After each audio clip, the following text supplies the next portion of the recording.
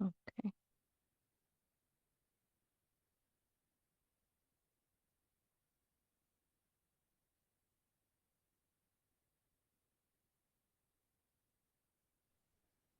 Hello and shalom, everyone. I think we're live. All right. So, welcome back to the Arukah. Hold on. Feedback. Okay. All right. Hello and shalom, everyone. Welcome back to the Arukah Holistic Podcast. I'm your host, Mayim Vega, and this is the place where healing meets wisdom and stories transform lives. And today I'm thrilled to welcome a truly insightful guest. Her name is Barbara Leigh, and she grew up on a small dairy farm in Wisconsin. And from a young age, she was known as the smart girl. I was also known as a smart girl growing up. She was active, ambitious, and well on her way to what looked like a picture perfect life. She studied speech communication at Ripon College, and then she went on to earn her master's in library and information science from UW Milwaukee. And along the way, she became one of the early pioneers in web development and online learning. I think that's awesome. And very, very similar details to my own life story. And she built a powerful career in tech, even before most people had even heard of the World Wide Web. But underneath all that success, Barbara found herself caught in difficult relationships in marriage, career, and family. And one day she simply decided to stop the cycle, stop the patterns. And from that stillness, a new path emerged. Barbara spent the next 20 years learning what it really means to stop and live better. And in 2024, she released her powerful book, Why Smart Girls Get into Bad Relationships and How Not to Do It Again. And in 2025, she retired early to fully pursue her love of writing and meaningful content. And she now shares her wisdom weekly on her blog, Helpfulness. Oh, no, Helpful Mess, right? It's Helpful Mess. Yes. And we'll be diving into all of that and more today. We're going to talk about what it means to start over, how beliefs shape our choices, and why even the smartest among us can get tangled in bad relationships and how we heal. I have some thoughts of my own that I'd like to cross with hers. So stay Great. tuned to the end because Barbara has a free gift that we'll talk about for our listeners and viewers called How to Transform Your Beliefs. And you're not going to want to miss this. Well, let's get into it. Hello and shalom, Barbara. Hello. Thank you for having me. Absolutely. So, well, let's just jump into it. Why did you use this title, Smart Girls? It's very intriguing. I use Smart Girls because that was my identity.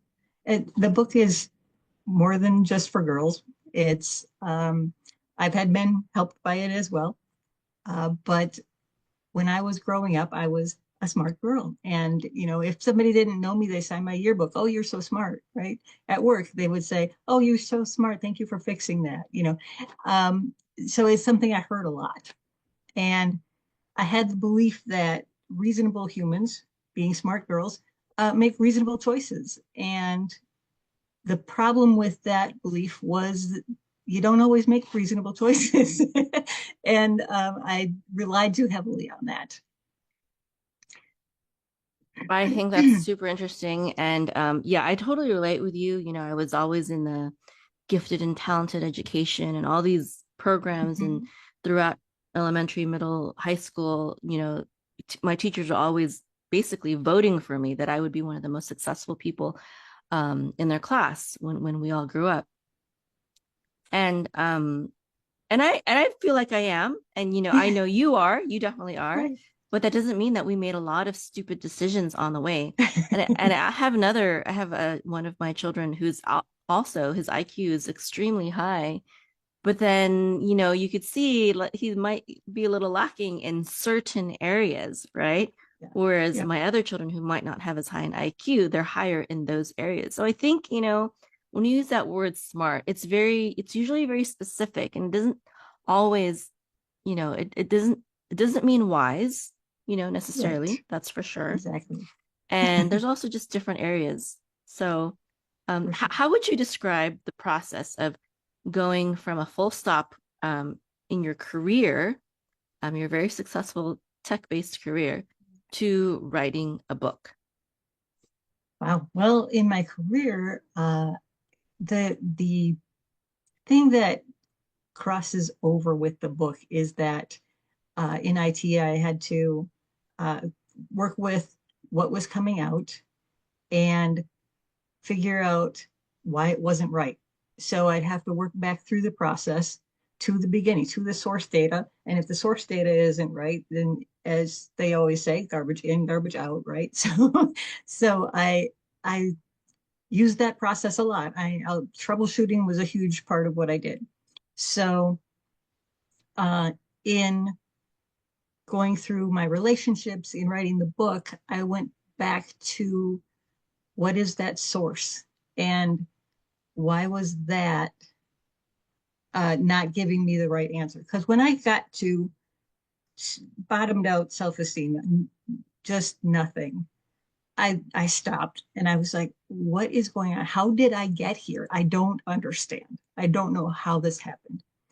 And to once I started digging deeply into it, I saw these core beliefs that I had at the beginning that just were not quite right. They sounded good, but they just weren't quite the right thing. There was truth to them, but not all truth. And so in that, and in my relationships at work, in my relationships with my family, in my relationships, just in friendships, I started realizing, you know what? I'm not quite making it fit. It's just not. I'm not being a good friend to my friends, but I'm also allowing people to use me in ways that I don't want to be used. Very interesting. So I think you hit on something that is so true, which is that smart people, they have a process for figuring things out that they need to. And it's a process that you may or may not apply to every single thing in your life at all times. It's like a tool that we have, and sometimes we use it and sometimes we don't. And sometimes I think we don't use it even though we should use it. And so it sounds like when you finally decided to use that tool and apply it to your personal life, that you found some things out. And you said that you had some core beliefs that kind of sounded good, but they didn't really work. Could you elaborate on what those might have been? Sure, absolutely. When I uh, started out, I guess, I, let me just read you a few of them so you understand what I'm talking about, Okay, yeah. because it's just a little easier to demonstrate the difference. So, belief number one, I can trust myself, Mm, became I can trust myself when I'm being honest with myself, because I was so mm. not. That's good. um, yeah. Number two is I am a good, helpful person. And that became I am a good, helpful person, but that is not where I find my value. And that was Huh. a huge one for me. I don't understand that one very much. Can you explain that a little bit more? Okay. Yeah, I was so bent on being helpful and good. And that I was putting finding my value there. I was if I'm not being helpful, I'm not of value to anyone. Mm, And so I had to be helpful all the time to all the people. Um, mm. so Which is that impossible. exactly, Mm-hmm. and it certainly wasn't helpful to me. So Mm-hmm. when I realized that that wasn't healthy, that changed a lot of the way I thought about being helpful and the way I thought about myself in relation to being a good person. So yeah, it was kind of eye opening, and it took me a long time to figure that one out. It was Hmm. not something that obviously when you're growing up, you think I need to be a good person, and part of being good is being helpful, and that's just ingrained in your head, right? It's part of being part of a community. It's part of being part of society. And it was so ingrained in me that to figure out that, wait, that's not really right as far as the way I'm looking at it was very, a very big step for me. That's very Let's see. interesting. Yeah, I think that some people feel like being helpful is so important that they will neglect themselves or sometimes their own families in order to help others, which is a very unhealthy imbalance. I mean, sure, you have to help people, but if you are causing your own self to suffer in order to do so, then you're hurting yourself, and then you're not helping yourself. And I mean, you can't love another person if you don't know how to love yourself. You know, that's not healthy. It's just not healthy. Exactly. Let's see. Number three, I'm smart, but I can't appear smarter than my partner.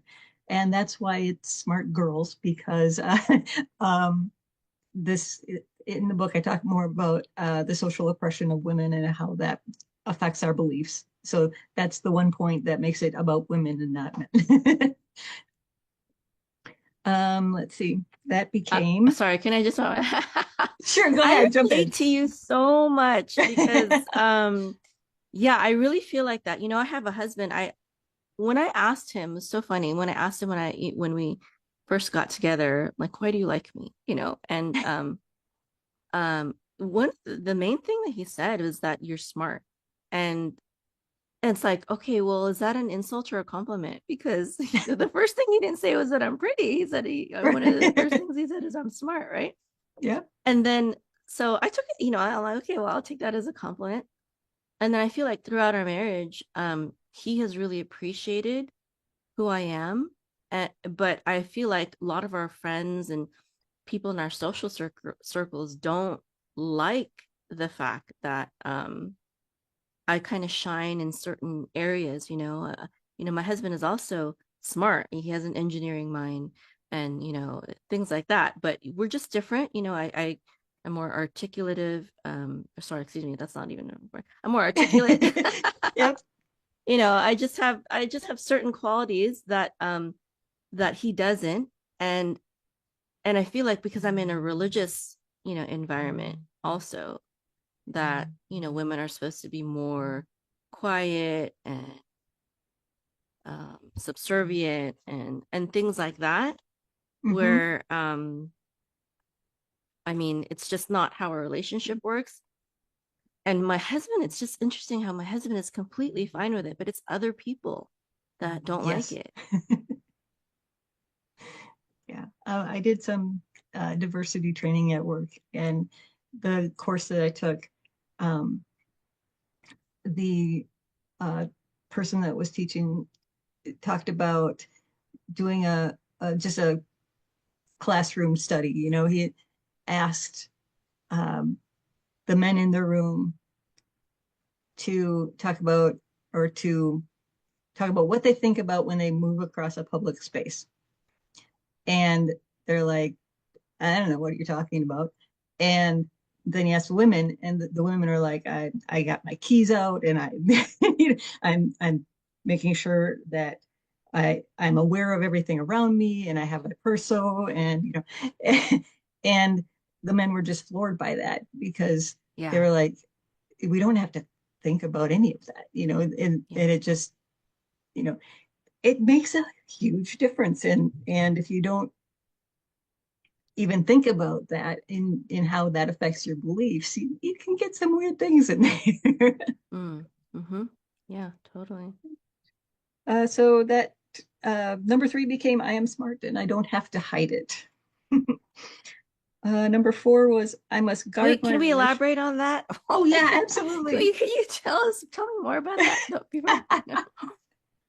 Well, it was really just the thought that when I started, I thought that my my partner didn't have to, or I shouldn't look smarter than my partner, or uh, more anything. And I was like, I moved to, it's okay to be smarter because I'm smarter in some areas, but not others, as you were talking about before. There's some things I get, and there's a lot of things that he gets that I don't get, and it's fine. But, that belief about women made me think that I had to hide that. So Yeah. yeah, it was, Yeah. you come across these things as you're digging through and going, why didn't I see that? Why is that? Why did I even think that in the first place?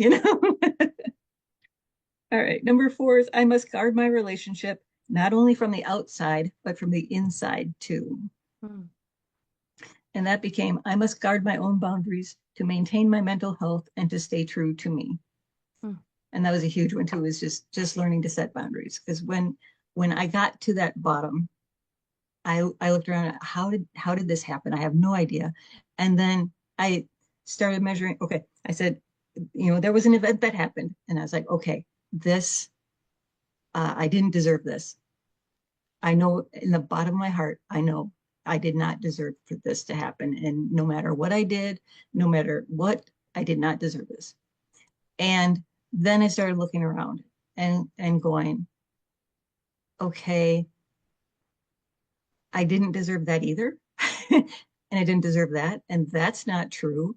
And as I started looking at the things that I was being told and that, were coming through in my beliefs, I was like, okay, wait a minute. I need to set up some boundaries here because this is not going to happen again.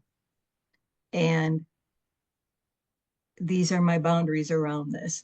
And as I started looking at how I was being treated, I was able to set more boundaries and start bringing my self esteem back up because I was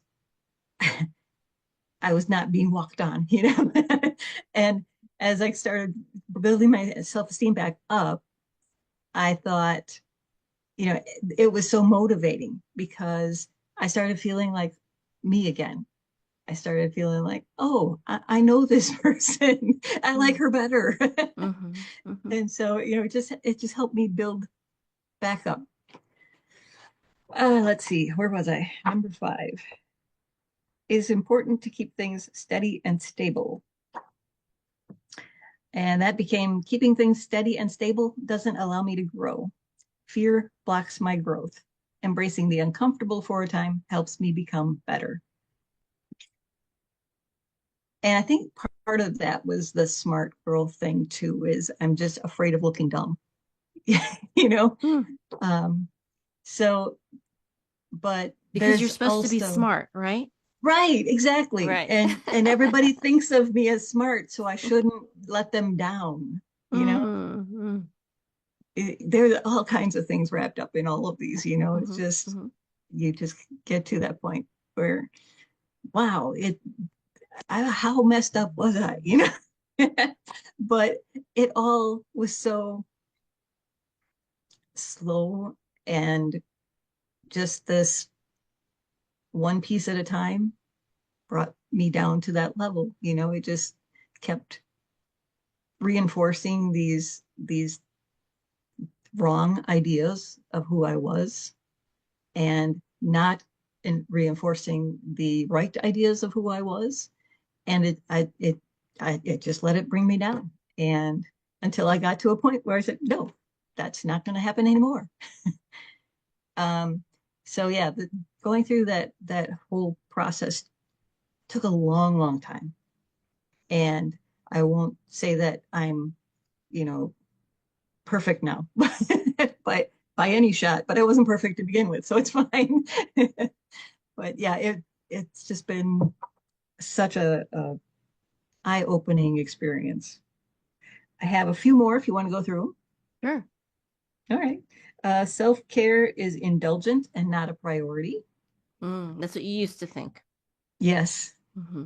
So uh, Now it's like we there's need it to stay Absolutely. healthy. Just to function, yes. We need, yeah, to Self-care is a function, high right? priority, To yes. stay away from prescription medications.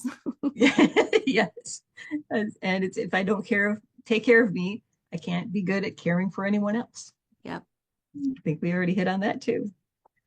Let's see. Number 7, I have emotional muscle and I can muscle through anything. Mm. That one became I have emotional muscle and I can use it to pull out of negative thoughts. I don't need to deny my emotions or wallow in them, just recognize them, feel them, and continue to move all the way through them. So what was the difference between the old thought and the new thought?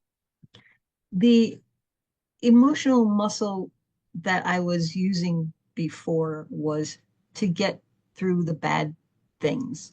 So it was, um, I'll just stuff that over here and not think about it, and I'll keep use my muscle to keep that out of my thoughts. Oh, Yeah. so So for you, you were thinking of emotional muscle as I can ignore my emotions and stuff them down, and I don't need to express them, vent them, deal with them. right, yep. So and also just I you know I would look at it as I was being patient with the other person. If I would, if I would set aside my anger to deal with whatever, the situation was, then that would be better than, um, you know, getting angry or showing my emotion so that I could just work through it. And I didn't do that. I just, Mm. okay, I'm going to put my emotion over here because I'm bigger than that, and I can handle that while we talk about what the issue is, you know, without, bringing my emotions into it at all. Mm-hmm, mm-hmm. Yeah, I feel like in our American culture, being emotionless is seen as a virtue. Yes. Not expressing your emotion is seen as a virtue. And unless it's maybe positive. If it's a positive emotion, it's okay. But if it's a negative emotion, then you're Yep. supposed to not show it. And I think that is, I think it's unhealthy. But also, I think that it takes truth out of relationships because you're also suppressing possibly feelings that if they were expressed, that it could be a catalyst for change Right. in the relationship or a catalyst for deeper understanding, deeper discussions, things like that. Yes. There certainly is, you know, a danger when we are extremely sad or extremely mad of saying and doing things that we would later regret. So I feel like, but instead of like, you know, valuing emotionlessness, we should instead realize that when someone is mad or sad that they may say things that they regret, but also allow them the time and the space to say things because sometimes people have to process things out loud unless Yes. they're paying for a therapist or Hmm. a coach, a life coach or something like that. um then these things are confined to the realm of our friends and family, and Yeah. that can be more difficult for our friends and family because they could get hurt. Whereas a professional, they're like, okay, this is just my job. I can detach myself from this. But Yeah. friends and family, I think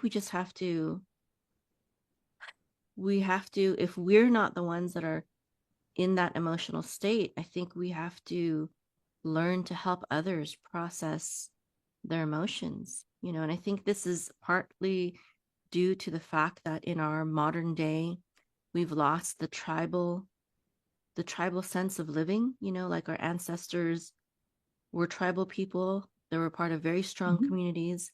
They spent Yes. days hunting with each other or farming with each other, and they spent nights, you know, in campfires with each other or storytelling.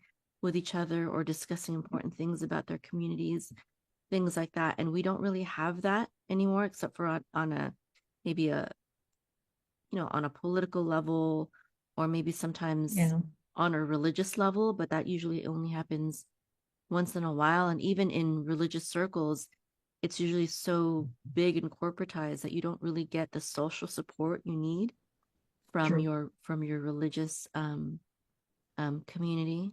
And so I think that this has caused the rise and need for professions such as therapy and things like that. Whereas I feel Yes. like we could reclaim some of that if we were willing to experience our emotions, go through them, but also help others um, experience their emotions in a Yeah. safe space and go through them, even if it might hurt. Yeah. Allowing that safe space to just get it out there, you know, and deal with rather than just stuffing it aside. And on both sides of any disagreement, or it being able to accept the other person's feelings, whether you don't have to agree with them, but you accept that that's how they feel. That's huge. Let's see, where was I? That was number 8. I can rely on my smartness to figure it out. I can rely on my smartness and problem solving ability, but life isn't always logical. Sometimes starting from a faulty belief. I don't have to be perfect. It's okay to ask for help when I don't understand or get stuck. And like I said, that was just that I felt like other people looked at me as being smart, so I have to be smart all the time and I have to be smart on everything. You have to be the one that's always giving advice, not asking for advice. Right. Yep. All right. And then the last one is 9. Partial is enough. I can and should fill in the rest. And that became I am a whole person with my own thoughts, emotions, talents, hopes, dreams, and goals. If I want to be in a relationship, my significant other should see me as a whole person and should be a whole person themselves. And that one was a lot of I'm putting so much of my energy into this relationship and it just keeps getting worse because I'm not putting it into the right things. And um, I saw, you know, anywhere that I saw a problem with the relationship, I would try to just fill it or deny that it existed. Like, I don't need that then. Whatever it is, if it's missing, then I don't need it. When I really do need it. It's something, that my body is craving and I'm not getting that from whoever it is. So that took a lot of I guess convincing myself that it's okay to want things for yourself. Mhm. Can you give an example of what you're talking about? Sure. Let's see. So uh I I guess at the beginning of our relationship, I was a very huggy person, very um I get touchy touchy feely person, and he was not. And I was like, I just need you to like put your arm around me or to hug me when you come home or whatever. And he was like, but that's not who I am. And I'm like, but I see you do that with other people. What is it? What is the problem? With other people? Who would he do that? Yeah, like he would put his arm around somebody if he's talking to them or something like that. And he wasn't doing that with me. Oh, yeah, that is weird. And yeah. And as so obviously there's something very wrong with our relationship there, and I'm not able to figure out, okay, what is it that um I'm wanting first off. Okay, I just feel like and then he would tell me that he used to farm, and so he's like, I what did he his excuse was the I'm used to having my hands kind of smell like barn or milk house or whatever, and I don't like getting them close to people's faces. And I'm like, you haven't been farming for a while, but it didn't. It sounded like an excuse, and I Yeah. didn't push it. I didn't push it. I didn't, you know, fight for me for what I needed. I just was like, okay, if that's what you didn't want to do, then I guess that just have to live with that. Mm-hmm, mm-hmm. Yeah, but it's more than, I mean, it's about, I mean, that's what marriage is about pleasing the other person. I mean, Yeah. I don't like having to cook and do the dishes all the time, but Right. yet I do it, like, Yep. and that's really what life and adulthood is all about. Why would you give any less to your marriage if Yeah. you want, if you're really trying to show the other person um that you love them, you know? Yeah. And that's very interesting because in my marriage, we did go through a time where there was sort of, less physical affection. And I'm not a person that needs a lot of physical affection, actually. It's not one of my love languages, as they say. Right. Yep. But I can't, I don't want to live with zero, or anything, or Right. only like 10% or something like that. So I just felt it was going lower than my, acceptable norm. And I mentioned it, and he was like, no, I don't feel like that anymore. And I'm like, well, then, Yeah. This is a red flag that we need I'm to like, talk this about, is right? not good. Yeah. I'm like, this is not good. And I'm like, I think this is a sign of things going downhill. And I was right. And um I had to eventually I pushed us into getting marital counseling because I was like, I can't live like this anymore. I can't. And that it wasn't just that. There were other issues, Sure. Yeah, obviously. absolutely. But I think one of the, at least for me, being part of a religious world is just this whole thing where you will never get divorced, And so Yes. because you will never get divorced, you just have to put up with as much crap as the other person gives you. Right. And I'm like, well, first of all, I don't believe in that. I don't believe that you should never get divorced, or else you're a sin and you're going to hell or whatever. Right. I'm Jewish, anyways. Now I'm not. I used to be Christian. I'm not Christian anymore. But also just that is a very toxic mindset to think, oh, you should never get divorced and you always have to be a good wife, even if your needs aren't being met. Right.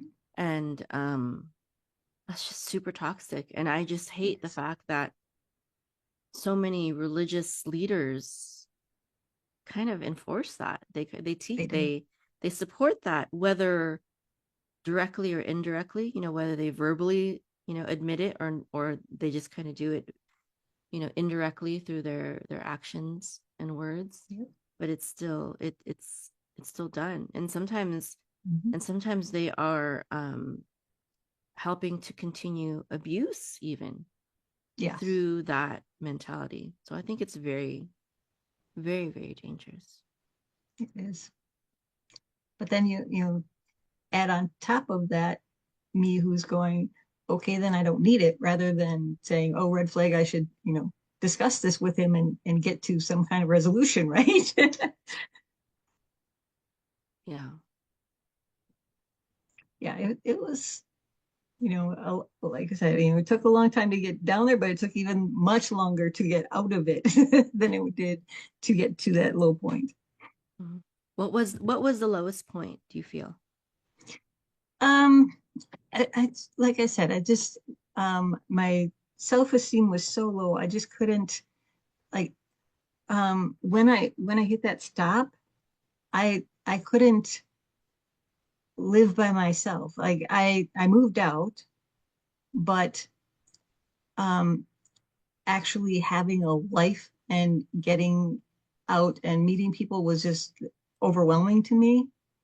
Um, I didn't have much for energy. I felt bad.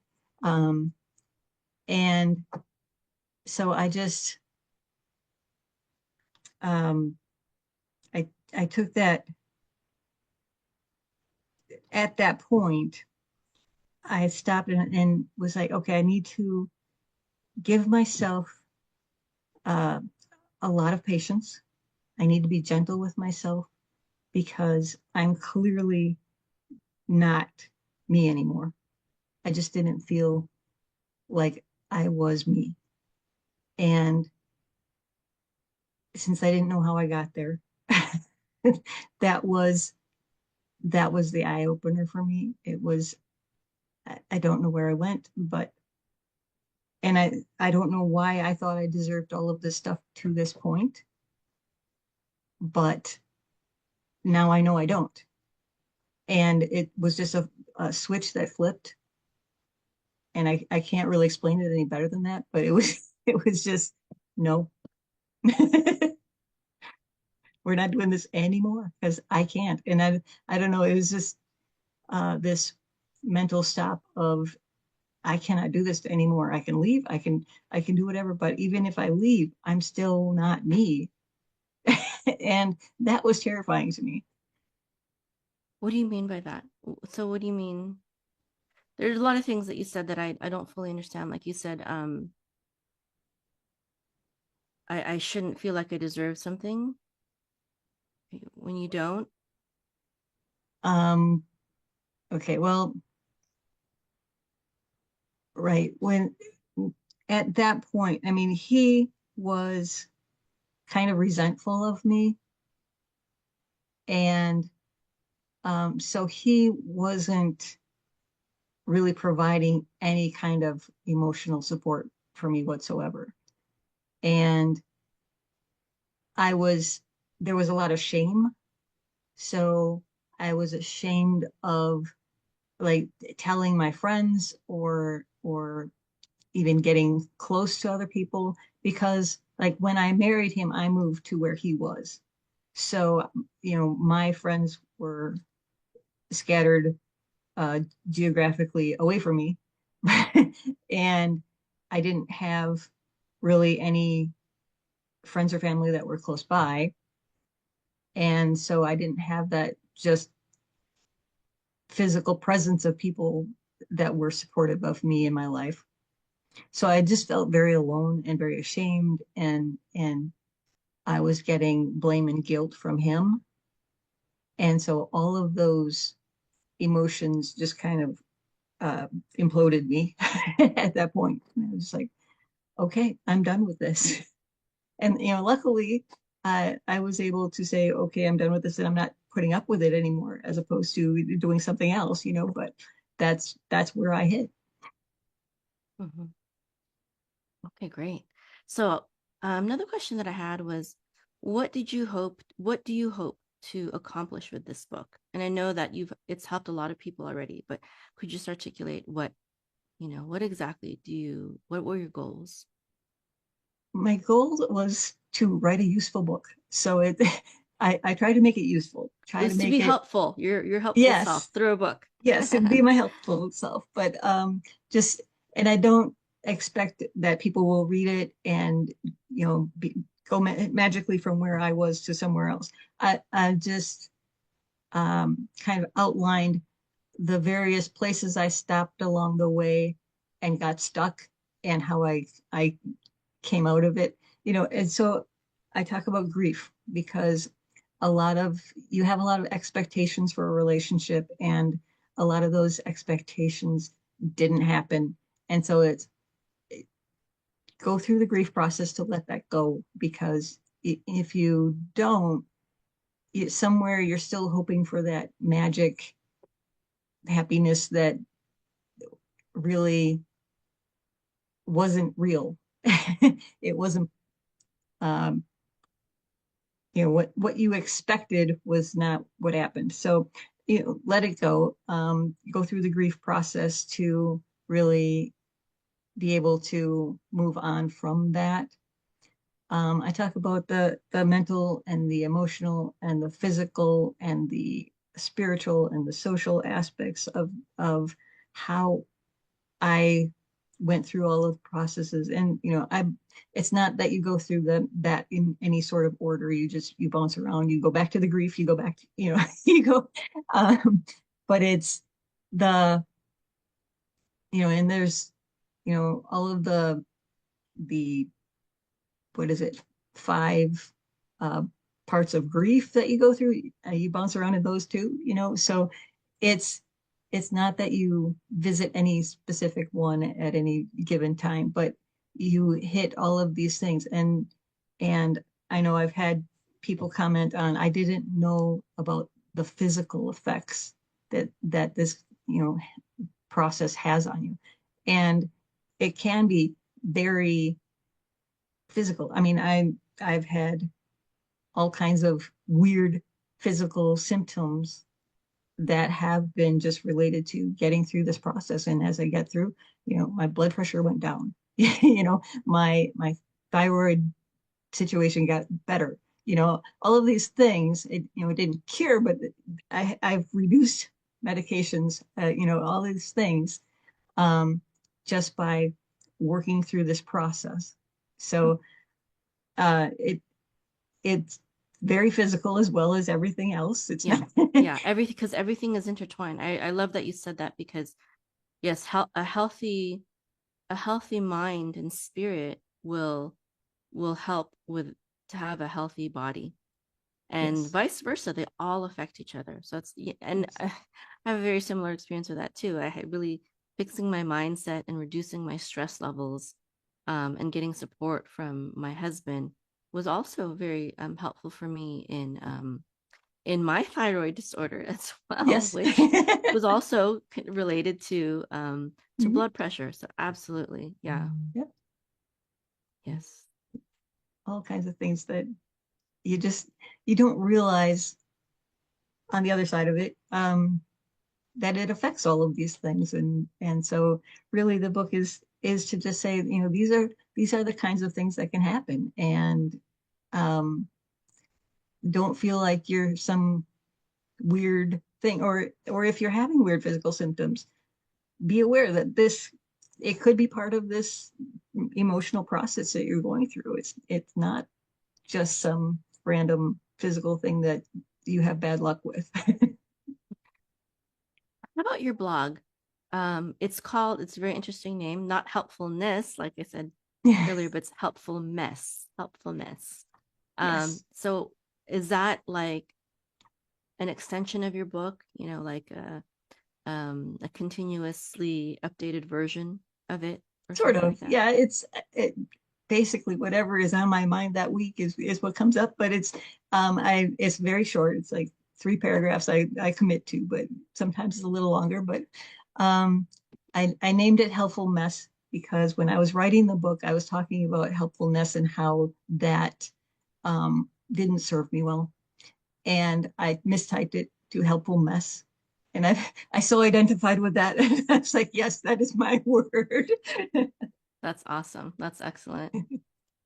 Now, can we talk about you have a freebie that you give out. It's how to transform your beliefs, right? Can you talk more Yes. about that? That is a PDF, and it goes through like all of those various things that I stopped at in my book. Uh, it's it's a brief kind of outline of my book of where those things are, and I think it kind of explains what each one, what part it plays in the process. And that's available on my website. It's barbaraleeauthor.com. Okay, And so if you either sign up for the blog or you go to the contact us page and just send me a message, you will get it. this is your book right here. Mm-hmm. Your website Yes. is barbaraleeauthor.com. And your book Yes. is right here, and you can buy it on Amazon, Apple Books, a lot of different places. Yep. You got some great reviews, and this is your blog right here. Here's your Yes. blog. If you keep scrolling down, Mm-hmm. and I like this quote of yours: "The most important thing you can do to start to recover is find a piece of yourself you can trust. Just a piece. Find a Yep. part That's of it. yourself Find a part of yourself that wants to fight for you, that knows the truth of your worth, and work toward that. It feels like hope." That's beautiful. I love that. Thanks.